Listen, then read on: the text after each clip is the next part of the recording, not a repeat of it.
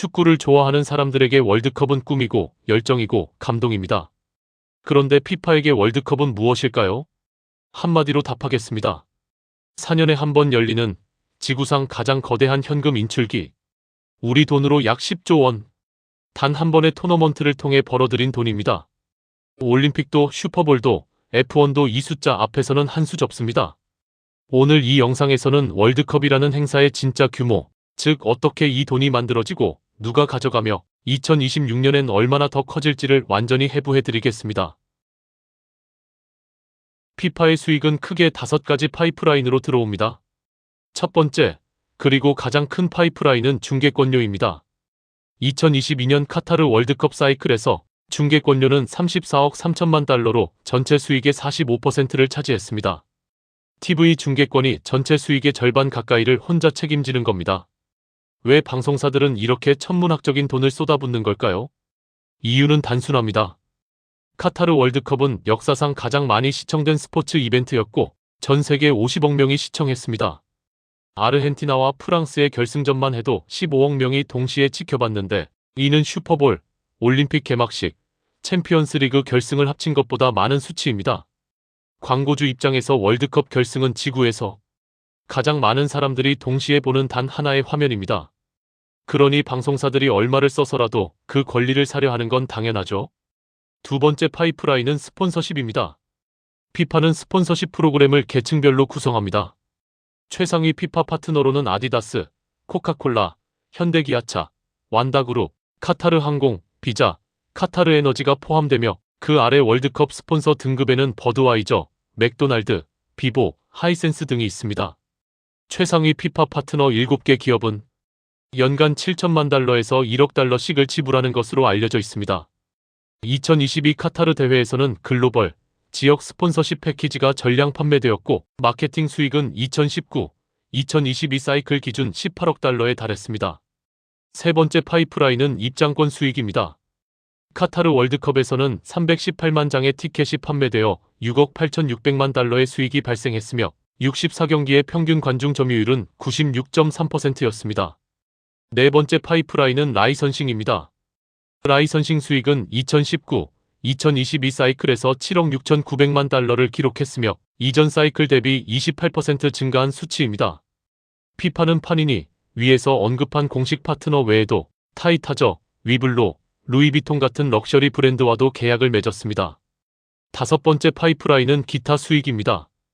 피파 품질 프로그램, 영상 판매, 피파 박물관 수익 등 소소한 항목들이 여기 속합니다. 그렇다면 75억 달러라는 숫자는 어떻게 만들어졌을까요? 피파는 카타르 2022 월드컵 2019, 2022 사이클에서 총 75억 7천만 달러의 수익을 기록했습니다. 이는 러시아 2018의 64억 2천만 달러보다 약 10억 달러 이상 많은 역대 최고 기록입니다. 항목별로 뜯어보면 이렇습니다. 전체 수익 구조에서 TV 중계권이 56%, 스폰서십이 29%를 차지했으며 입장권, 라이선싱, 기타가 나머지 15%를 메웠습니다. 그런데 여기서 한 가지 짚고 넘어갈 게 있습니다. 이 75억 달러는 피파가 벌어들인 돈입니다. 피파가 쓴 돈은 얼마일까요? 2022 월드컵 운영에 투자된 총 비용은 16억 9,600만 달러로 예산이 잡혔습니다. 피파 입장에서 월드컵은 단순한 스포츠 행사가 아니라 엄청난 수익률의 사업인 셈입니다. 그렇다면 개최국 카타르는요? 여기서 이야기는 완전히 다른 방향으로 흘러갑니다. 카타르는 역대 어떤 나라보다 15배나 많은 돈을 월드컵 개최에 쏟아부었습니다. 총 2,200억 달러가 투입되었는데 이는 직전 대회였던 2014년 브라질이나 2018년 러시아와는 비교도 안 되는 규모입니다. 이 비용 중 약 80억 달러가 8개 경기장 건설과 팀 베이스, 팬 시설에 사용됐고 압도적 다수인 약 2,120억 달러는 교통, 인프라, 도시 개발에 투입됐습니다. 이것이 핵심입니다. 카타르에게 월드컵은 단순한 축구 대회가 아니었습니다. 국가 브랜드 리런칭을 위한 초대형 투자였던 것이죠. 지금으로부터 60년 전 이야기입니다. 1966년 잉글랜드 월드컵. 1966년 위성통신 기술의 등장으로 100개가 넘는 나라가 월드컵 중계를 처음으로 받아볼 수 있게 됐습니다. 당시 중계권료는 수십만 달러 수준이었습니다. 당시 미국에서는 MBC가 결승전 필름을 2시간 지연 방송하는 수준에 그쳤을 정도로 이 권리에 대한 가치 인식이 낮았습니다. 1970년 멕시코 월드컵은 방송 역사의 분기점이었습니다. 처음으로 컬러로 생중계되며 위성을 통해 아시아와 아프리카에까지 송출됐고, 이를 계기로 중계권의 상업적 가치가 본격적으로 주목받기 시작했습니다. 1990년대 3번의 월드컵에서 전 세계 TV 중계권료 합계는 약 3억 1천만 달러였습니다. 이 숫자를 기억해 두십시오. 2002년 한일 월드컵 단 한 대회가 1990년대 세 대회 합계의 3배 이상을 중계권료로 벌어들였습니다. 디지털 미디어의 확산과 유료 방송의 성장, 그리고 아시아 시장의 부상이 맞물린 결과였습니다. 이후 성장 곡선은 멈추지 않았습니다.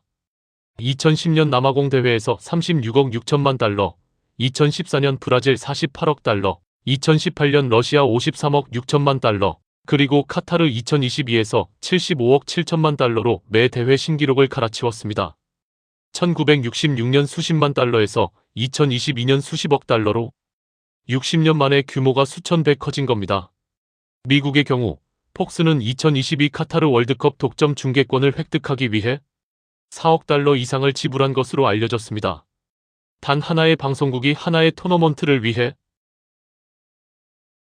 75억 달러가 피파의 금고로 들어온 다음엔 어떻게 될까요? 피파의 수익 배분은 크게 3단계로 이루어집니다. 1단계는 피파에서 참가국 협회에 지급하는 상금입니다. 카타르 2022에서 피파는 총 4억 4천만 달러의 상금을 배분했습니다. 우승팀은 4,200만 달러, 준우승팀은 3천만 달러를 받았으며 조별 예선에서 탈락한 팀에게도 최소 1,050만 달러가 지급됐습니다.